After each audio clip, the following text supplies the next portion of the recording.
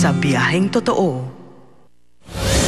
Ang lalawigan ng Camiguin ang may pinakamataas na employment rate sa bansa. Abay, tinalo pa nito ang Metro Manila. Pero sapat na bang basehan ang pagkakaroon ng trabaho para masabing maunlad ang pamumuhay ng mga taga-Camiguin? Narito po ang biyaheng totoo ni JP Soriano. Tinanday ng mga buskad, biniyayaan ng matabang lupa at ng mga aning laging sagana. Panahon pa ng mga Kastila, buhay na ang komersyo sa Camiguin.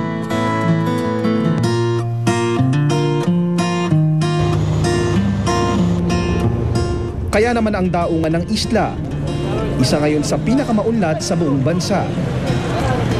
Pero bukod sa masiglang kalakalan at matatamis na lanzones, may isa pang maipagmamalaki ang Camiguin. 78% rito ang may trabaho. Pinakamataas sa Pilipinas. Talo pa ang Metro Manila.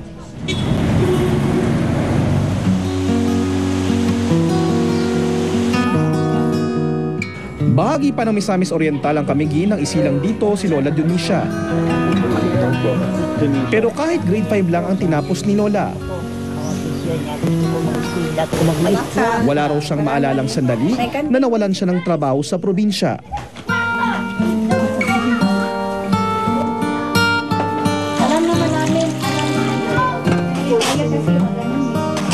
Yun nga lang, wala rin siyang maalalang sandali na tumigil siya para makapagpahinga. Mag-iisang siglo na sa mundo, mag-iisang siglo na ring kayod kabayo. Pero wala pa ring ipon o pensyon man lang mula sa gobyerno. Ni minsan kasi, hindi pa siya nagkakaroon ng regular na trabaho. Wala, hindi mo nang magtinda na lang ko. Kung dili ka maglihok, di mo ito makapalit. Kakakaon. Ang guhit sa kanyang mga palad, tila siya ring kapalaran ng kanyang mga anak. Yung mga anak ninyo, nanay, ano po ang mga trabaho? Kanang uban, manakalubi. Nakasa.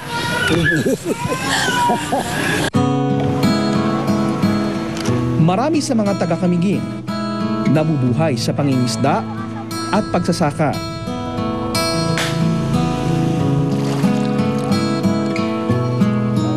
Trabaho. Ang trabaho po sa inyo is, in definition is and then classification. Hindi lang po yung empleyado po kayo. Yes. Ibig sabihin kahit po simpleng produkto ng let's say suman and copra, yan po ay trabaho. I consider that as a work kasi may livelihood eh. May livelihood aspect. Basta pero yung gobyerno is always there. The province is always there.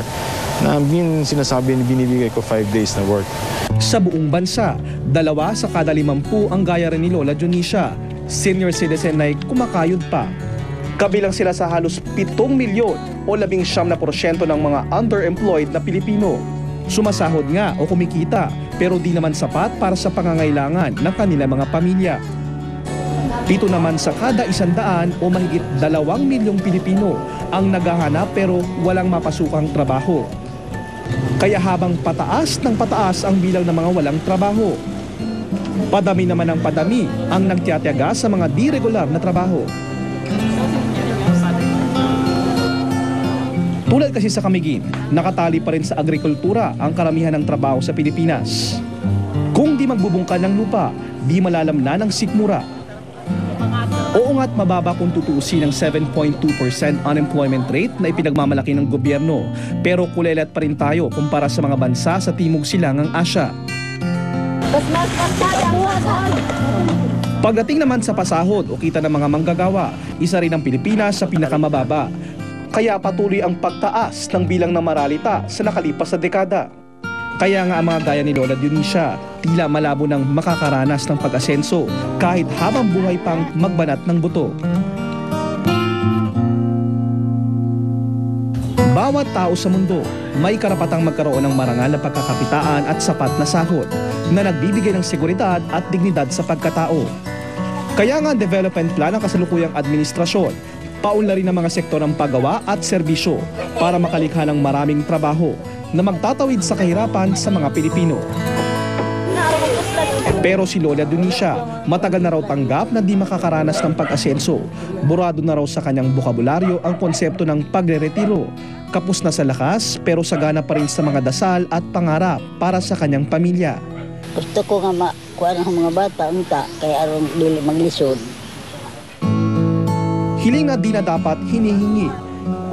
Hinaing na di na dapat sinasabi. Ako si JP Soriano. Ito ang aking biyaheng totoo. Kanina po sa impeachment trial, ang isa sa mga pinag-usapan ay ang Anti-Money Laundering Council, yung tinatawag na AMLAC. Yun po ang ahensya ng gobyerno na nagbabantay at nagpapatupad ng batas laban sa tinatawag na money laundering. Ang money laundering ay yung pagtatago ng pera na kinita sa illegal na paraan. Ang AMLAC ang hiningan daw ng impormasyon ni Ombudsman Conchita Carpio Morales kaugnay sa Manoy Dollar account ni Chief Justice Renato Corona. Pero ang ginawang niya ng Ombudsman ay nakikwestiyon ngayon. Nakatutok si Jam Sisante. Ang mga isiniwalat ni Ombudsman Conchita Carpio Morales tungkol sa umunay $12 million na nasa bank account si Chief Justice Renato Corona ay nakabase daw sa impormasyon galing sa Anti-Money Laundering Council o AMLAC. Iniabot daw ito sa kanya mismo ni AMLAC Executive Director Vic Aquino matapos niyang sulatan ng AMLAC bunsod ng reklamong inihain sa kanyang tanggapan. Pero ayon kay Senador Bongbong Marcos, questionable ang paghingi ng Ombudsman at pagbigay ng AMLAC na impormasyon base lamang sa isang reklamo. Tila hindi raw nasunod ang Anti-Money Laundering Act. Dito, nakasaad na maaaring tingnan ng AMLAC ang kahit anong bank account kung naipakita ng merong sapat na basihang isipin na konektado ito sa illegal na aktibidad. Ang requirement para masimula ng investigasyon ay may predicate crime. Yun ang sa batas ng AMLA. At yung pag-release ng records ay nangangailangan dapat ng court order. Kaya kailangan natin tanong siguro sa Ombudsman kung ito ay bagong sistema. Sinubukan naming kunin ang panig ng AMLAC pero tumanggi magpa-interview si Executive Director Aquino. Ang legal expert na si Dean Raul Pangalangan may nakikitang gray area sa batas. Despite the power of the AMLAC to investigate all accounts, even foreign currency accounts, mayroong provision doon on confidentiality. Sinabi that it should not be divulged outside to any other person. Yes. So ang bali gray area of the law is, they did divulge it to just any other person. They disclosed it to the Ombudsman of the Republic. The Ombudsman is entitled to investigate, is empowered to investigate all these issues. Binuo noong 2001, ang AMLAC ang ahensya ng gobyerno na nagbabantay at nagpapatupad ng batas laban sa money laundering o iyong pagtatago ng pera na nagmula sa illegal na paraan. Obligado ang mga bangko na i-report sa AMLAC ang lahat ng transaksyon sa bangko na hihigit sa 500,000 pesos at iyong mga kahina-hinalang transaksyon. Pero sa ilalim ng Foreign Currency Deposit Act, lahat ng foreign currency deposits kabilang ang mga dollar accounts ay confidential at maaari lamang ungkatin kung may permiso ang depositor. Ayon sa ilang senador, ibinigay daw ni Corona ang kanyang permiso sa Ombudsman na ungkatin ito nang pirmahan niya ang kanyang Statement of Assets, Liabilities and Net Worth o SALN.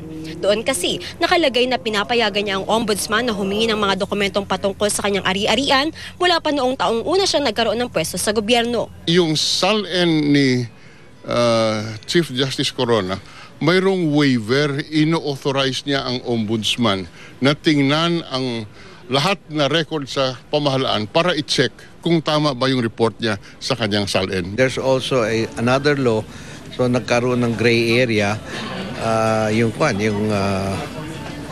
code of ethics at saka yung anti-graft law, which says that the Ombudsman has the right if you sign a waiver. Nagpirma ng waiver. So, even under the Bank Secrecy Act and the FCDU, if the client signs the waiver, then you can access his bank account. Dagdag pa ni Osmeña, kumonsulta pa raw si AMLAC Executive Director Aquino sa DOJ at humingi ng clearance sa mga miyembro ng AMLAC na kinabibilangan ng mga pinuno ng Bangko Sentral ng Pilipinas, Insurance Commission at Securities and Exchange Commission bago niya ibigay impormasyong hinihingi ng Ombudsman tungkol sa bank accounts ni Corona. Jam Sisante, Nakatutok, 24 Oras. Ikinagulat naman ng ilang kaanak ni Mrs. Cristina Corona na murang naisubasta sa anak nito ang kumpanyang pag-aari ng pamilya Basag Guidote. Nalaman na lang daw ito dahil sa isinasagawang paglilitis kay Chief Justice Renato Corona. Nakatutok si Sandra Aguinaldo. Sa gitna ng kontrobersyang kinakaharap ni Chief Justice Renato Corona, laging naroon para sumuporta ang kanyang misis na si Cristina. Pero maging si Mrs. Corona, hindi ligtas sa kontrobersya lalo pat nabuhay muli ang usapin kaugnay sa Basag Idote Enterprises Inc. o BGEI, kumpanyang pag-aari ng kanyang pamilya. Kamakailan, lumabas sa impeachment trial na pag-aari na ng anak ni Corona na si Carla ang majority ng shares ng BGEI. Kinagulat daw ito ng tiyahin ni Mrs. Corona na si Cecilia Basa at pinsang buo na si Flor Maria Basa Montalvan. We just heard that she sold it, but there was no confirmation. It was only confirmed in the impeachment. We heard that she garnished the shares of and then sold it to the daughter. So it was all a revelation to us. Ang BGEI ay minana mula sa kanilang mga magulang ng magkakapatid na sina Sister Concepcion, Mario, Asuncion Basa Rocco, Sister Flor Maria at Jose Maria III. Tanging ang madreng si Sister Flori na lang ang nabubuhay. Hindi pa rin daw malinaw kina Flor at inang si Cecilia kung paano napunta kay Mrs. Corona ang kontrol ng kumpanya. Ang shares daw nila sa kumpanya ay ibinenta nila sa tiyuhing si Jose na kalaunan ay nagsampa ng estafa case kay Mrs. Corona.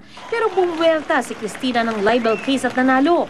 Kasama pa nga ang tiyahin niyang si Cecilia sa mga muntik ng maaresto kung hindi lang nakapagpiyansa. Masakit naman sa family na we are one family. We should all be united and close to each other, but we don't really know them anymore. Kung nalaman lang daw sana nila ang pagsusubasta ng BGEI shares, hindi sana ito nabili ng anak ni Corona sa bagsak presyong halaga. When we found out it was only 28,000, I said I could have raised the money too. Of course, we want to keep it for my dad's sake, no? Because we sold our shares to our uncle Tito Piping during the time that after my father died.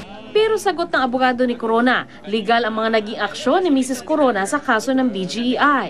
May na-violate ba? Meron hubang desisyon ng husgado? Yung mga lumabas na notice po, bata pa yung sila Carla. At siguro ho kung may mga anak kayo at nakita yung nanay mo sa dyaryo na sinasabing notices na may mga kaso, iba po sa bata yon. Kasi yung bang award ng husgado, sapat doon sa dinaanan ng mga bata habang lumalaki. Ang BGEI case ay naungkat sa impeachment trial dahil idineklara ni Corona sa kanyang SALN na nag-cash advance siya ng pera mula sa kumpanya ng kanyang asawa, pambili ng ilang property. Sa kabila ng masalimot na kwento, isang bagay daw ang malinaw. Kadugo nila si Mrs. Corona at umaasa silang isang araw magkakasundo din silang lahat. Ayon na rin sa kahilingan ng kanilang lola. Sana we can all work out things for the sake of Lola, amicably, peacefully, and settle all these things outside of lawsuits and be one, as a family should be one. Sandra Aguinaldo, Nakatutok, 24 Oras.